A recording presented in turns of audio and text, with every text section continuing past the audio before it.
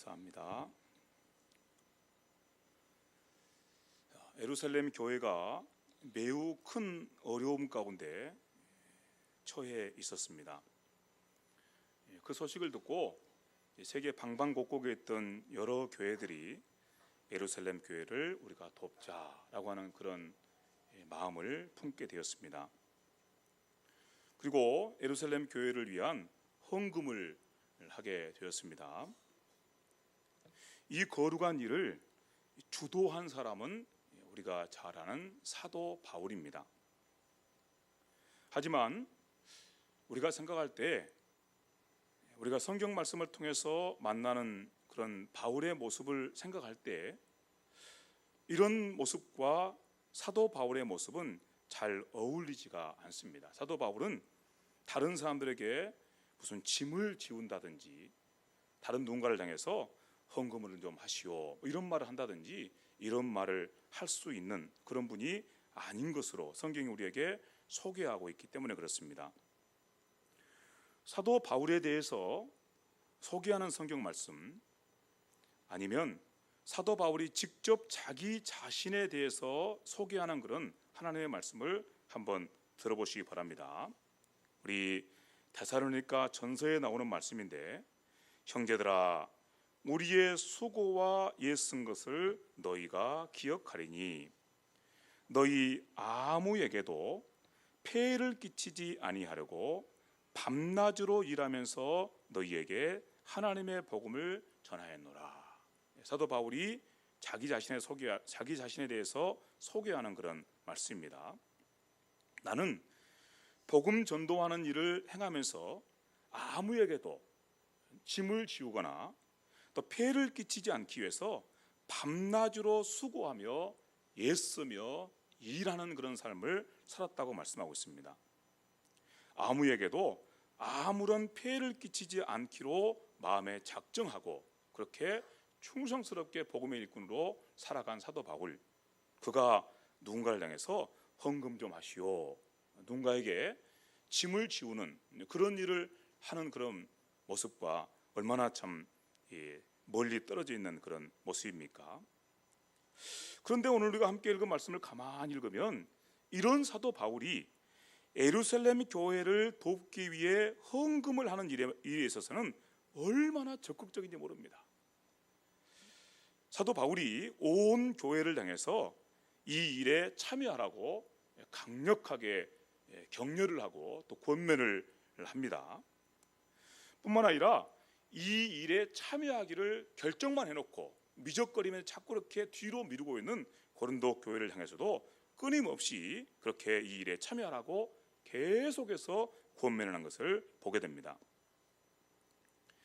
고린도 교회에게 디도라고 하는 형제를 보내서 여러분이 이미 작정한 대로 빨리 이 헌금하는 일에 참여하십시오 이렇게 권면을 하였고, 또 그렇게 권면하였음에도 불구하고 말을 듣지 않으니까 또 그 일을 하라고 이렇게 권면하고, 또 디도가 다녀와서 고린도 교회 식구들이 그동안에 자꾸 그 일을 미루어 왔는데 이번에는 정말 그 일을 하겠다고 마음에 작정하고 이제 곧 실천하려고 합니다.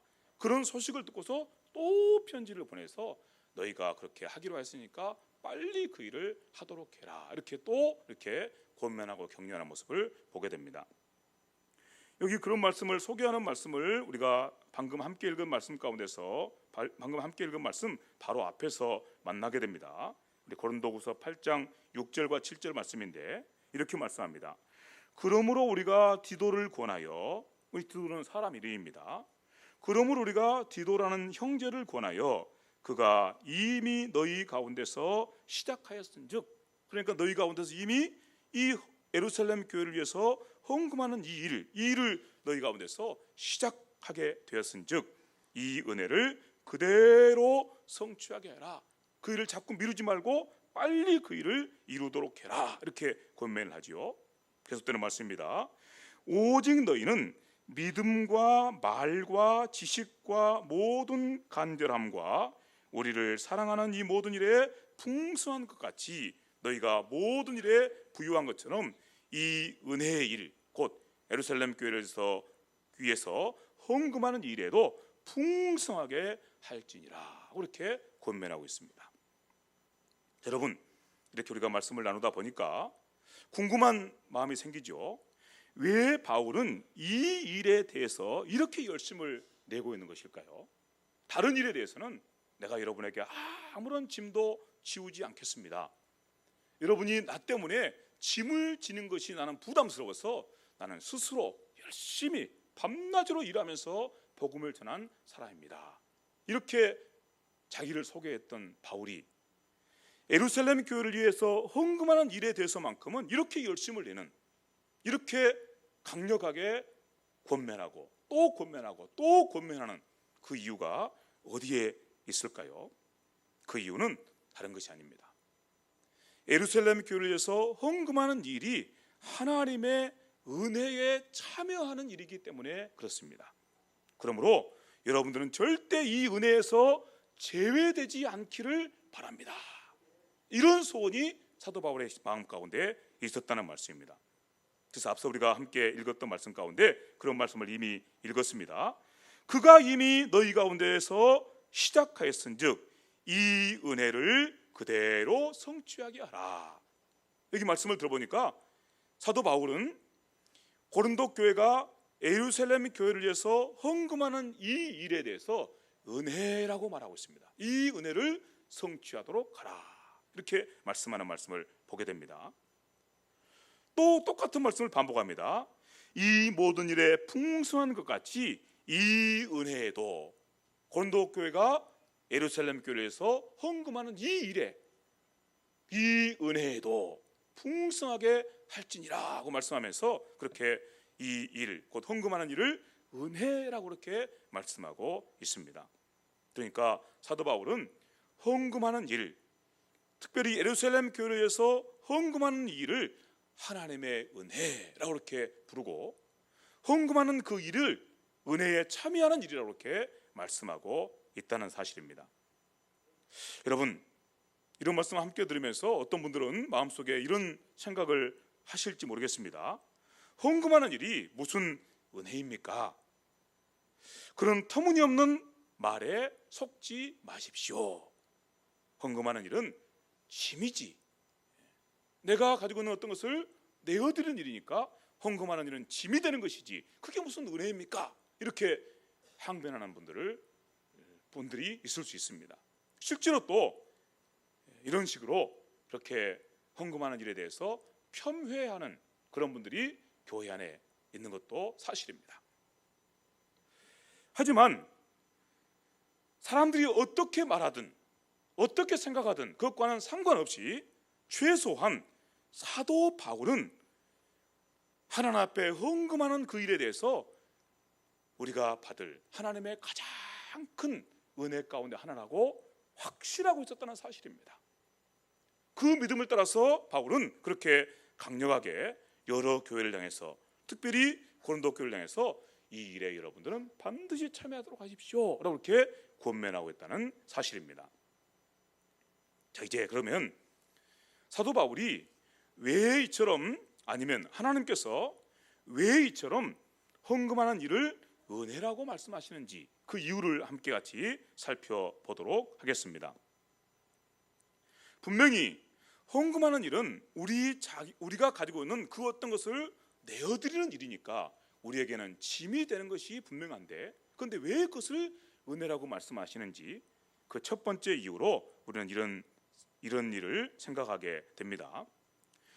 헌금이 하나님께서 베풀어 주신 사랑과 은혜에 대한 반응이기 때문입니다. 헌금은 여러분 그냥 아무런 어떤 이유 없이 그렇게, 아니면 또 우리가 복을 받으려고 그러려고 우리의 가진 어떤 것을 하나님 앞에 내어드리는 그런 행위가 아니라 하나님께서 우리에게 베풀어 주신 은혜와 사랑에 대한 반응이라는 사실입니다. 하나님께서 하나님의 하나밖에 없는 아들을 우리를 위해서 내주셨습니다. 하나님의 아들께서는 당신의 목숨을 우리를 위해서 내어주셨습니다. 이 하나님의 은혜와 사랑을 아는 사람이 하나님, 어떻게 제게 이런 은혜를 주셨습니까? 어떻게 제게 이런 사랑을 베푸셨습니까? 웬 은혜이며 웬 사랑입니까? 이런 믿음의 고백을 따라서 드리는 것이 바로 헌금이라는 말씀인 것입니다. 그러니까 헌금하는 그 속에 이런 믿음 고백이 없다면 그것은 온전한 헌금이 될 수가 없는 것이겠죠. 오 하나님, 어찌하여 제게 이런 은혜와 사랑을 베푸셨습니까? 하나님께서 이렇게 제게 은혜와 사랑을 베푸셨으니 저도 이제 하나님께 제가 가진 것들을 기쁨으로 내어드리겠습니다. 하나님, 저의 모든 것을 받아 주시옵소서. 이 믿음 고백, 이런 사랑 고백을 따라서 드리는 일이 바로 헌금하는 일이라는 말씀입니다. 그러므로 우리가 앞서 말씀 나눈 것처럼 헌금하는 일은 짐이 아니라 뭐라고요? 은혜인 것입니다. 짐이 아니라 은혜인 것입니다. 기쁨과 감격 속에서 드리는 행위가 헌금이라는 말씀입니다. 짐으로 드리는 것이 아니라는 말씀입니다. 이렇게 말씀을 듣고 보니까 헌금은 우리가 돈 몇 푼을 구별해서 하나님 앞에 드리는 일이 아니라는 사실을 알게 됩니다. 하나님 앞에 우리가 11조를 드리거나 아니면은 감사 헌금을 드리거나 혹시는 또 매주일 예배를 드려 나오면서 정한 그런 대로 주일 헌금을 드리는 이 일 가운데 돈 몇 푼을 하나님 앞에 드리고 끝내는 일이 아니라는 사실이죠. 비록 우리는 하나님 앞에 드릴 때에 우리의 전부를 다 드리지를 못하고 우리가 가진 극히 일부를 11조라는 형식을 통해서 아니면 감사헌금이나 혹시는 주일헌금이라는 형식을 통해서 그렇게 드리고 있지만 우리가 드리는 그 작은 예물 속에는, 그 작은 헌금 속에는 우리의 전부가 담겨 있는 것입니다. 여러분이 주 앞에 예배를 드려 나오면서 헌금을 들고 나가지요. 그럴 때 여러분 혹시 하나님께서 은혜를 주시거든 헌금함에다 헌금을 넣으시면서 헌금만 넣지 마시고 여러분 자신의 전부를 넣어드리시기를 바랍니다. 그것이 잘 안 되시어요. 안 되시거든. 잘 안 되죠. 되면 얼마나 좋겠습니까? 그런데 그게 잘 안 됩니다. 그럴 때는 예배를 드리는 중에 우리가 봉헌하는 시간 있지 않습니까? 앞서 우리가 성경 말씀 읽기 전에 봉헌하는 시간이 있었죠. 최소한 봉헌하는 그 시간만큼은 여러분이 여러분의 전부를 하나님 앞에 드리는 그 믿음으로 하나님 앞에 나아가시게 되기를 바랍니다. 11조만 드린 것이 아니고요, 감사헌금이나 주일헌금만 드린 것이 아니고 우리 자신의 전부를 드리며 나아가시게 되기를 바랍니다. 그래서 우리 교회에서는 헌금을 드릴 때, 곧 봉헌을 하는 순서를 가질 때 봉헌위원들이 앞으로 이렇게 나오십니다. 앞으로 나오셔서 이렇게 여기에 서시게 되죠. 우리의 대표입니다. 우리가 다 이렇게 하나님 앞에, 하나님 보좌 앞에 이렇게 나아가야 되는데 그렇게 하지 못하고 예배 형식상 우리의 대표로 이렇게 몇 분이 앞으로 나오시는 것입니다. 왜 나오실까요? 자기를 드리며 나가는 것입니다. 헌금만 드린 게 아니고, 그런 것이 아니고 자기의 전부를 드리며 나가는 것입니다. 그런 퍼포먼스가 바로 봉헌위원들이 이 앞에까지 나오셔서 그래서 자기를 드리며 나아가는 그런 일을 행하는 모습이라는 사실입니다. 그래서 여러분이 예배를 드려 나오면서 준비하신 헌금을 봉헌함에 넣으시면서 하나님, 제가 헌금만 넣는 것이 아니고 저의 전부를 하나님 앞에 드립니다, 이런 믿음으로 넣으시면 너무너무 감사한 일이고, 혹시 그 일이 잘 안 된다 할지라도 최소한 예배 순서 중에 봉헌하는 시간만큼이라도 여러분이 반드시 하나님, 저의 전부를, 저의 삶의 전부를 하나님 앞에 드립니다, 이런 믿음 고백을 따라서 그렇게 나아가는 그런 은혜가 있기를 간절히 바랍니다. 이렇게 헌금하는 일은 하나님께서 그 아들의 피값으로, 아니면 예수님께서 자기의 목숨값으로 구별하신 우리 자신을 하나님 앞에 돌려드리는 일입니다. 하나님께서 자기 아들을 십자가에 내어주시고, 그리고 우리를 위해서 하나님의 아들이신 그분께서 자기의 목숨을 내주셔서 우리를 거룩하게 구별하셨죠. 하나님의 사람으로 구별하셨습니다. 그러므로 이제 우리가 그 은혜와 사랑에 감격해서 이제는 하나님, 제가 저 자신을 하나님 앞에 드립니다 하고 이렇게 우리 자신을 내어드리는 그런 모습으로 나아가는 일, 그게 바로 헌금하는 일 속에 감추어져 있는 비밀이라는 말씀입니다. 그래서 여러분, 이런 고백이 우리가 하나님 앞에 헌금을 드릴 때마다 함께 할 수 있기를 간절히 바랍니다. 오 하나님, 여기 하나님께서 아들의 피값으로 구속하시고 구원하신 죄가 있습니다. 저를 받으시옵소서. 그리고 하나님께서 가장 기뻐하시는 모습으로 저를 사용하여 주시옵소서. 헌금만 사용하는 것이 아니고 저와 저의 삶을 하나님께서 가장 기뻐하시는 모습으로 사용하여 주시옵소서. 이런 믿음 고백을 따라서 하나님 앞에 드리는 일, 이런 일이 우리의 헌금 드리는 생활 속에서 아름답게 이루어질 수 있기를 간절히 바랍니다. 자, 두 번째로 헌금을 드리는 일이 하나님의 은혜라고 말씀하시는 이유, 두 번째, 그것은 바로 우리가 드리는 헌금이 나 자신과 누군가에게 하나님의 은혜와 사랑이 흘러가는 통로가 되기 때문입니다. 여러분, 우리가 하나님께 우리 자신을 내어드리면 하나님께서는 우리를 어떻게 하실까요? 여러분, 우리를 받으시고 그리고 가장 소중하고 가장 영광스럽게 쓰시게 될 것입니다. 우리는 우리 자신에 대해서 참 그 안타까운 모습으로 살 때가 너무 많습니다. 어떤 모습인가 하면 하나님께로부터 받은 우리를 낭비해 버리는 경우들이 너무 많아요. 하나님께 받은 것들 얼마나 귀한 것들입니까? 그런데 그것들을 낭비해 버립니다. 아주 참 그 소망 없는 사람, 도박을 통해서, 참 중독이죠. 도박을 통해서 자기의 삶을 송두리째 낭비해 버린 분이 있어요. 평생 그 습관을 끊지 못하고 계속해서 하나님께서 공급하신 것들을 다 도박을 통해서 낭비해 버리신 분들, 얼마나 참 안타까운 그런 인생인지 여러분 생각하실 수 있죠. 어떤 분은 마약이라든지 혹시는 약물 중독이라든지 이런 것들을 통해서 자기의 삶을 송두리째 다 낭비해 버린 분이 있습니다. 우리가 우리 자신을 가장 소중하게 여길 것처럼 생각되지만 그렇지 않다는 사실입니다. 그렇지 않습니다. 여러분, 오해하지 마시기 바랍니다. 내가 나를 가장 소중하게 여겨서 내가 가지고 있는 그 어떤 것도 낭비하지 않고 정말 복된 인생으로 살 것처럼 생각이 들지요. 또 마땅히 그렇게 살아야 되지요. 그런데 그렇지 않다는 사실입니다. 인생이 그렇지는 못합니다. 전번에도 제가 한번 그런 말씀을 어떤 목사님 설교 중에 나온 이야기에서 제가 참 충격을 받았어요. 어떤 분이 돈이 많아요. 호주에서 있었던 일이라고 합니다. 돈이 많아요. 돈이 너무 많으니까 할 일이 없어요. 평생 써도 얼마나 참 넉넉한지. 그래서 이분이 호주로 이민을 가셔가지고 20 몇 년 동안을 40대에 가셔가지고 60대가 될 때까지 20 몇 년 동안을 골프만 치고 사신 거예요. 날마다 골프만 치고 사신 거예요.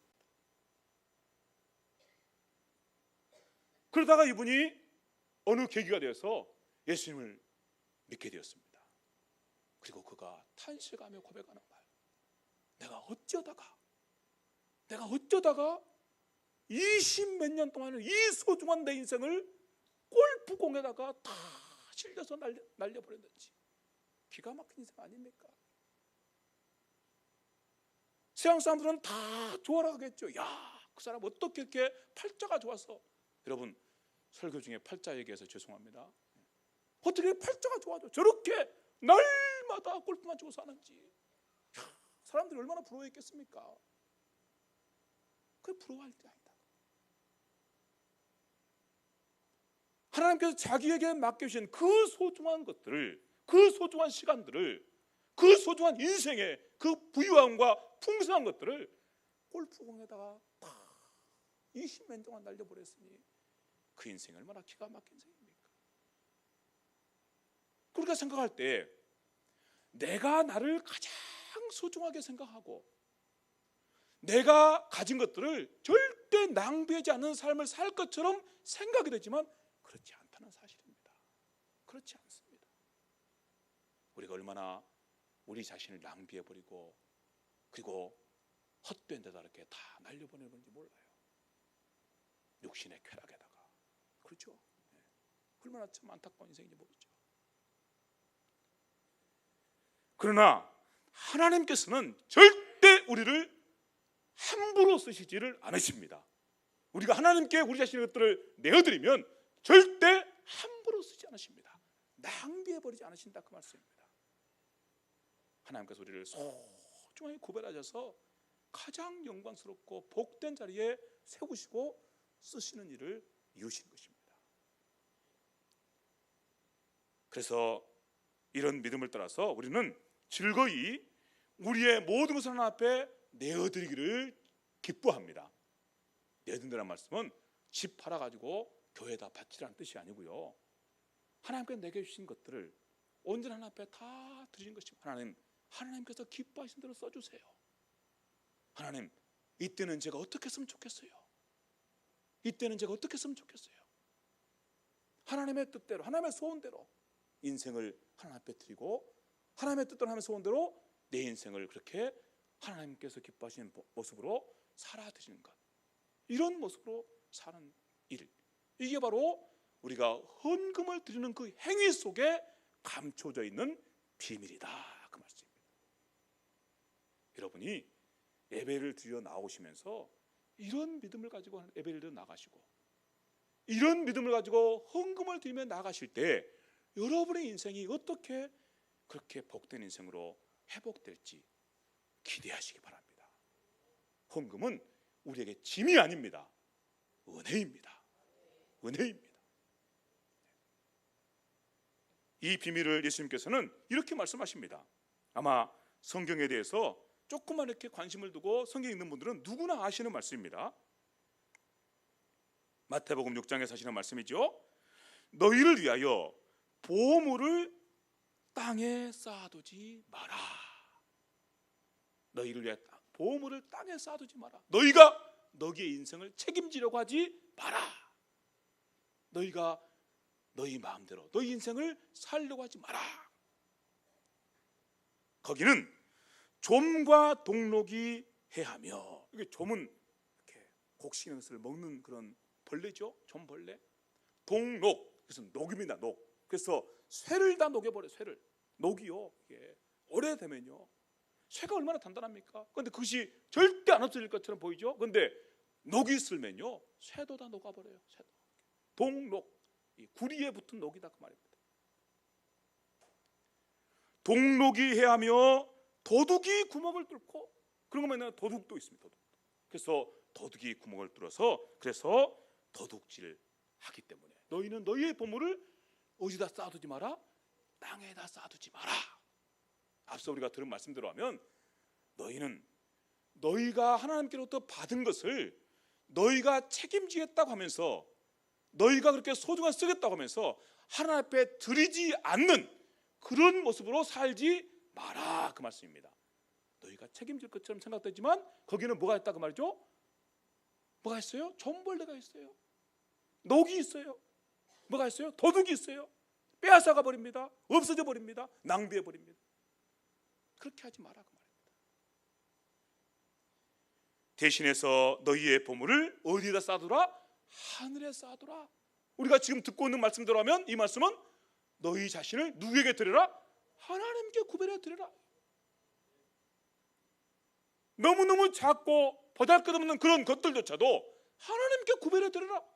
그럼 하나님께서 그것을 소중하게 절대로 낭비하지 않으시고 정말 복되게 쓰시게 될 것이다 그 말씀입니다. 사라지지 않는 거죠. 오직 너희 보물을 하늘에 쌓아두라.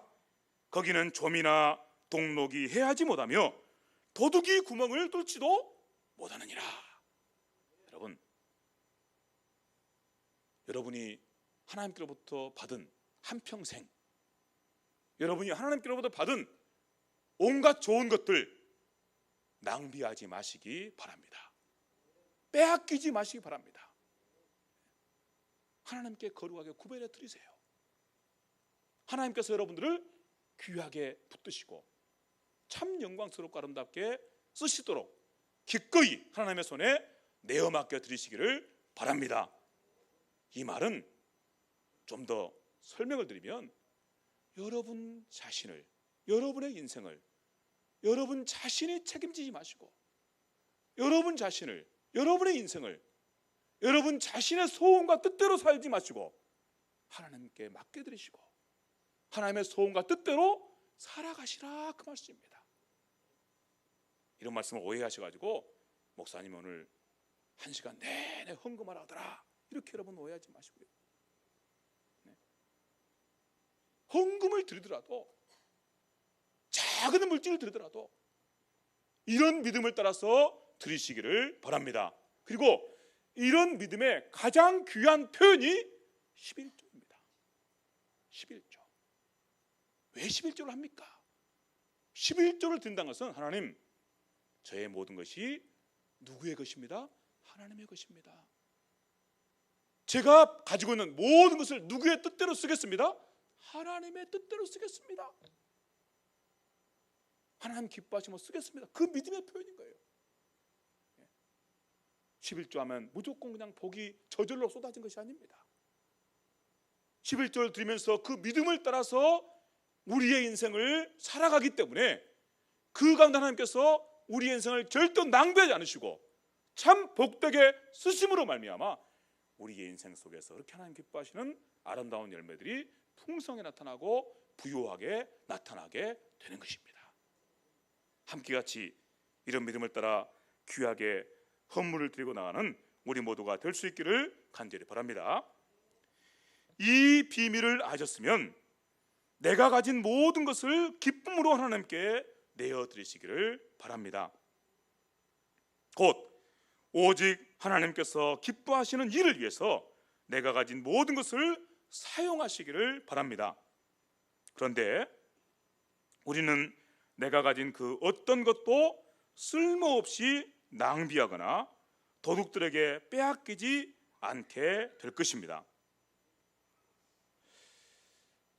이 작은 나를 통해서 누군가가 새로운 삶을 얻게 되고 소망의 삶을 사는 모습을 여러분들이 반드시 보게 될 것입니다.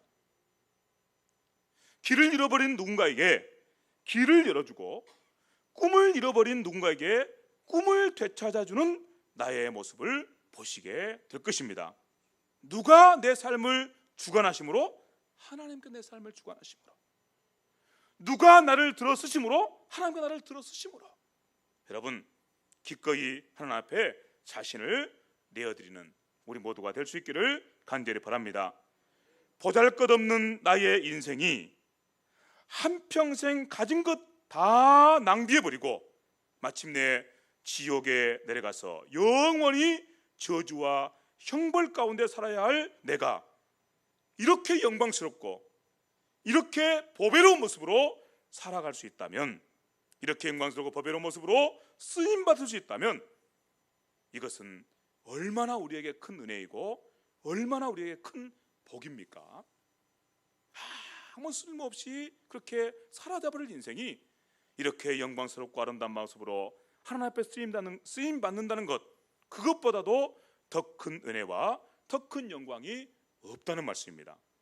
그러므로 우리는 결론을 내립니다.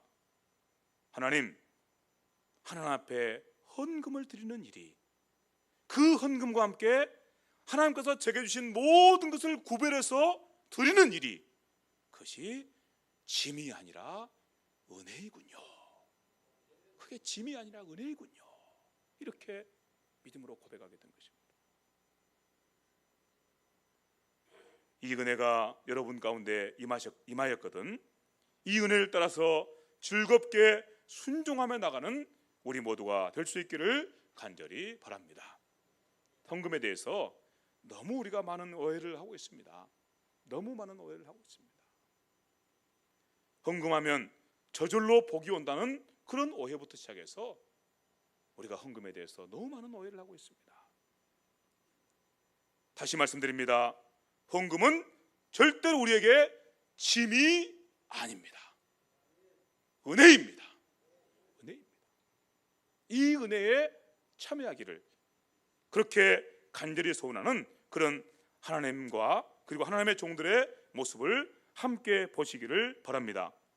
앞서 우리가 함께 말씀을 들었습니다. 사도 바울은 누구에게 짐을 지우려고 하지 않았던 분입니다. 누구에게 짐을 지우지 않기 위해서 평생 동안 밤낮으로 일하면서 그렇게 복음을 전했던 그런 분입니다. 그런데 예루살렘 교회를 위해서 헌금하는 이 일 앞에서는 사도 바울이 얼마나 적극적인지 모릅니다.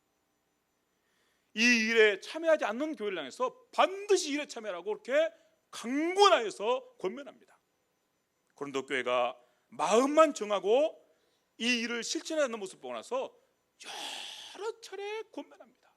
사람을 보내서 권면하고 편지를 보내서 권면하고 또 이제 드디어 그들이 이 일을 하기로 하였습니다 라는 소식이 들려오니까 또 편지를 보내서 권면하고 빨리 하라고 하고, 여러분 이렇게 간절함, 이렇게 애타는 마음, 그 간절함과 애타는 마음 속에 어떤 마음이 있는 것이라고요? 하나님의 은혜에서 여러분이 제외되지 않기를 바랍니다. 여러분이 해야 될 그 헌금하는 일은 여러분에게 짐이 아니고 은혜입니다. 반드시 일에 참여하시기 바랍니다. 이런 마음이 사도 바울에게만 있었던 것이 아닙니다. 사도 바울 곁에서 함께 살거든 디도라는 형제에게도 똑같은 마음이 있었습니다. 디도와 함께하는 두 형제, 성경이 소개하는 두 형제에게도 똑같은 마음이 있었습니다. 왜냐하면 하나님께서 그분들 속에 그와 같은 마음을 넣으셨기 때문입니다. 성경 말씀 한번 보시겠습니까? 16절과 17절 말씀입니다. 고린도후서 8장 16절과 17절 같이 한번 읽어보도록 합시다. 시작. 너희를 위하여 같은 간절함을 디도의 마음에도 주시는 하나님께 감사하노니 그가 권함을 받고 더욱 간절함으로 자원하여 너희에게 나아갔고. 사도 바울만 그런 것이 아니라 디도의 마음속에도 간절한 마음이 있었습니다. 그 간절함을 가지고 내가 고린도 교회에 가겠습니다, 가서 그들에게 이 말을 전하겠습니다, 이렇게 나갔다는 것입니다. 하나님께서 디도의 마음에 사도 바울이 가졌던 그 똑같은 마음을 주셨습니다. 온 교회가 이 영광스럽고 은혜로운 일에 다 참여했으면 좋겠다. 이 마음이 사도 바울의 마음속에도 디도의 마음속에도 똑같이 있었다는 말씀입니다. 그리고 이 마음을 안고 디도는 고린도 교회를 내서 나갑니다. 나갈 때 어떤 마음을 품었을까요? 고린도 교회 식구들도 나와 똑같은 마음을 가졌으면 좋겠다, 이런 마음을 품고 나가는 거죠. 디도와 함께 갔던 두 형제들도 마찬가지입니다. 같은 열심을 가지고 고린도 교회를 향해서 나아갑니다. 고린도 교회를 향해서 헌금하는 일에 기쁨으로 참여하라고 권면하러 가는 그 부담스러운 여정, 여러분 누구에게 헌금하시오 라고 권면하는 일 쉬운 일입니까? 여러분 해보셨나요? 저도 참 헌금하라는 설교를 잘 못하지요. 헌금하시오, 부담스럽죠. 다들 짐으로 여기기 때문이죠. 그런데 이 부담스러운 여정,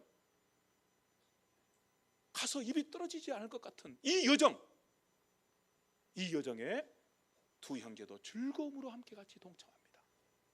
무엇 때문에요? 고린도 교회 식구들에게도 이 은혜가 있었으면 좋겠다, 이 한 가지 마음 때문에. 얼마나 큰 확신이 있었으면 그랬을까요?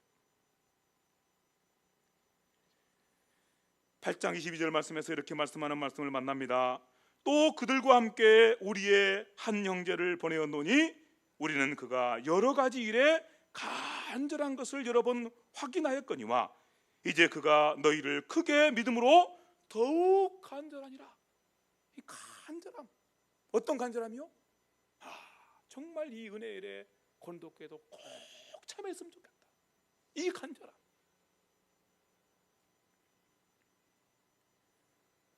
누군가를 향해서 헌금하는 일에 참여하라고 권면하는 일, 얼마나 부담스러운 일입니까? 그런데 디도와 두 형제는 그 힘든 일을 자원함과 간절함으로 감당합니다. 왜요? 그 일이 고린도 교회에게 얼마나 큰 은혜이며 복인가를 너무나 잘 알고 있기 때문입니다.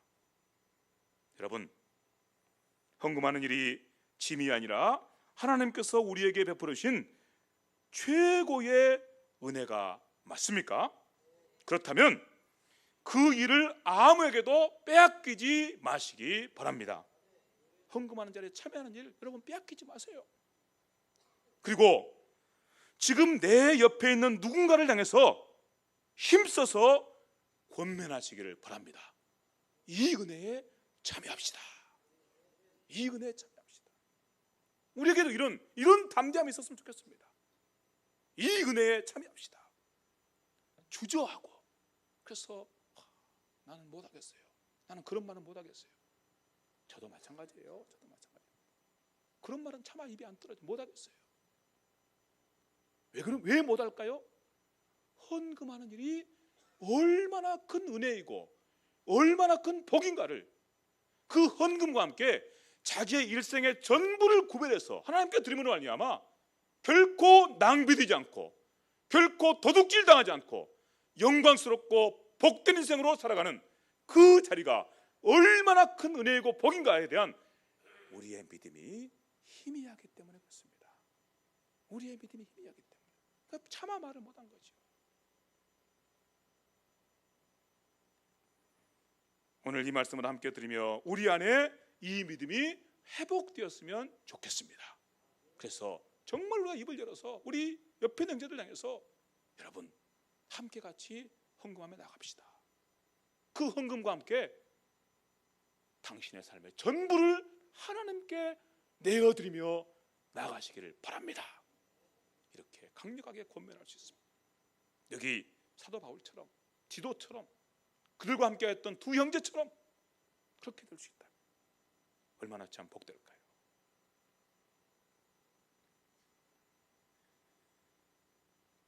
이제 오늘 우리가 함께 읽은 말씀을 함께 나누다 보면 사도 바울이 그렇게 모아진 거액의 헌금에 대해서 어떤 마음을 가지고 있는가를 보여주는 말씀들을 만나게 됩니다. 교회들을 통해서 많은 헌금이 모아졌습니다.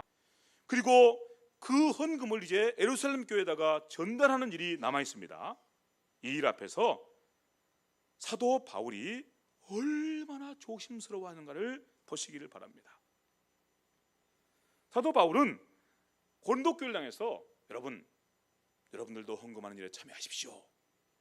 그리고 그렇게 모금하는 일, 그 일을 위해서 형제들을 보내는데 아무나 보내지 않습니다. 자기 옆에 있는 가장 신실한 믿음의 사람 디도를 보냅니다. 디도만 또 보내지 않습니다. 디도 혼자 갔다가는 어떤 또 문제가 생길지 모릅니다. 그러니까 디도 옆에 형제를 2명이나 또 따라서 붙여서 보냅니다. 이 2명의 형제는 여러 교회들이 대표로 선출한 형제들이에요. 대표로 선출한 형제들. 그 형제들 또 디도 옆에 같이 붙여서 보냅니다. 여기 그런 말씀을 우리가 성경 말씀 가운데서 만나게 됩니다. 18절 말씀인데 또 그와 함께 그 형제를 보내었으니 여기 그는 디도입니다. 내가 디도와 함께 그 형제를 보내었으니 이 사람은 복음으로써 모든 교회에서 칭찬을 받는 사람, 그를 내가 보냈다고 말씀합니다. 또 이렇게 말씀합니다. 디도로 말하면 나의 동료요 너희를 위한 나의 동역자요 우리 형제들로 말하면 여러 교회의 사자들이요 그리스도의 영광이니라. 이 사람을 보낸다는 것입니다. 왜요? 모금하고 그 재정을 관리하는 일에 조심하기 위해서, 삼가 조심하고 또 삼가 조심하기 위해서 그렇습니다. 우리가 너무나도 잘 아는 상식대로 헌금을 관리하고 재정을 관리하는 일은 매우 중요한 일입니다. 조심해야 될 일입니다. 그 일이 하나님의 은혜의 일이고 선한 일이기 때문에 더욱더 조심해야 됩니다. 이렇게 사도 바울이 그 일에 대해서 말씀하는 말씀을 보게 됩니다. 21절과 22절 말씀인데 이것을 조심하면 우리가 맡은 이 거역의 연보에 대하여 아무도 우리를 비방하지 못하게 하려 함이니 이는 우리가 주 앞에서 뿐 아니라 사람 앞에서도 선한 일에 조심하려 함이니라. 선한 일에는 항상 회방꾼들이 많습니다. 선한 일에, 은혜 일에는 항상 회방꾼들이 많아요. 그래서 그 사실을 알기 때문에 사도 바울은 매우 조심하고 매우 조심합니다. 2중, 3중의 안전장치를 자꾸 세우는 걸 보게 됩니다. 이런 말씀을 따라서 우리가 교훈을 받는 교훈이 있습니다. 첫 번째로 교회의 재정을 소중하게 다루어야 된다는 사실입니다. 다른 그 어떤 물질보다도 더 소중하게 교회의 재정을 다루어야 됩니다. 그래서 결코 낭비가 없도록 해야 됩니다. 왜냐하면 헌금은 성도가 하나님께 드린 거룩한 예물이기 때문입니다. 그 속에 성도의 믿음 고백에 담겨 있고 사랑 고백에 담겨 있는 거룩한 예물이기 때문에 우리는 그 예물을, 그 헌금을 소중하게 다루어서 아무것도, 결코 그 어떤 낭비도 없도록 온 힘을 다해서 그렇게 관리를 해야 됩니다. 하지만 그렇다고 해서 돈만 아끼는 구두쇠가 되어서도 안 됩니다. 교회에 재정이 있는데 그 재정을 아끼는 것이 전부가 아니다 그 말. 수만 있으면 아껴서 낭비가 없도록 항상 옳은 일이지만 덜 그 돈을 이렇게 아껴서 쌓아두는 것이 옳은 일이 아니죠. 쓸 때는 아낌없이 써야 됩니다. 왜요? 내 것이 아니고 누구 것이 때문이죠? 하나님의 것이기 때문이죠. 그래서 하나님께서 기뻐하시는 일이 무엇인가가 우리 앞에 분명해지면 우리는 아낌없이 써야 됩니다. 그럴 때 하나님의 역사가 나타난 것이죠. 그냥 아껴두고 쌓아둔다고 해서 그것이 결코 좋은 일이 아닙니다. 이 두 가지 면, 한편으로는 재정을 소중하게 다뤄서 늘 낭비가 없도록 아끼는 모습, 그러나 정말 하나님께서 기뻐하신 일이 우리 앞에 있을 때 즐거이 기꺼이 그 자리에 심지어 우리의 재정의 전부라도 쏟아 부을 수 있는 그런 모습, 이 두 가지 모습이 조화와 균형을 이룰 때, 그럴 때 우리가 하나님께 올려드린 이 헌금이 또 혹시나 우리 교회에 허락하신 이 교회 재정이 그렇게 아름답고 복된 모습으로 쓰여지게 될 것입니다. 이런 모습들을 함께 같이 품고 나가도록 우리에게 교훈하는 그런 교훈들을 함께 보게 됩니다. 사도 바울이 얼마나 그 헌금을 소중하게 다루었는지, 혹시라도 그 일 때문에 누군가가 시험에 들거나 혹시라도 그 일 때문에 누군가가 그 재정으로 말미암아서 그렇게 하나님 앞에서 범죄하는 자리에 있지 않도록 하기 위해서 2중, 3중, 우리가 볼 때 디도만 보내도 충분할 것 같은데 디도를 보내고 또 형제를 갖다 옆에다 붙이고 또 다른 형제를 갖다 붙이고 이렇게 애쓰는 사도 바울의 모습, 이런 모습을 따라서 교훈을 받는 우리 교회 안에서도 이렇게 아름답고 복된 모습으로 교회 재정이 그렇게 관리가 되고 쓰임받아서 하나님의 거룩한 일을 힘있게 이루는 복된 모습이 이루어질 수 있기를 간절히 바랍니다. 주신 말씀 생각하면서 함께 기도를 드리겠습니다. 하나님 우리 아버지, 하나님의 말씀을 함께 읽고 듣고 이제 말씀 의지해서 믿음으로 구하고 사모합니다. 하나님, 우리의 믿음을 새롭게 하여 주시옵소서. 그래서 헌금하는 일이 결코 짐이 아니라 은혜인 줄 알고 즐거이 하나님께 우리 자신을 내어드리는 거룩한 하나님의 사람들로 일어서게 하시고, 그런 모습을 따라 하나님의 크고 위대한 일이 우리의 삶을 통해서 이루어지도록 역사하여 주시옵소서. 우리의 삶을 통해서 누군가가 소망의 길을 찾으며 생명의 길을 얻으며 함께 일어나서 영광스럽게 그렇게 하나님 앞에 거룩하게 구별되어 쓰임받는 복된 자리로 달려나가는 역사를 보게 하여 주시옵소서. 이런 애가 있기를 사모하며 믿음으로 드리는 예물, 믿음으로 드리는 헌금 잘 관리하고 참으로 아름답게 사용하여서 하나님의 큰 역사 이루는 우리 교회 되게 해 주시옵소서. 감사하며 예수님의 이름으로 기도하옵나이다. 아멘.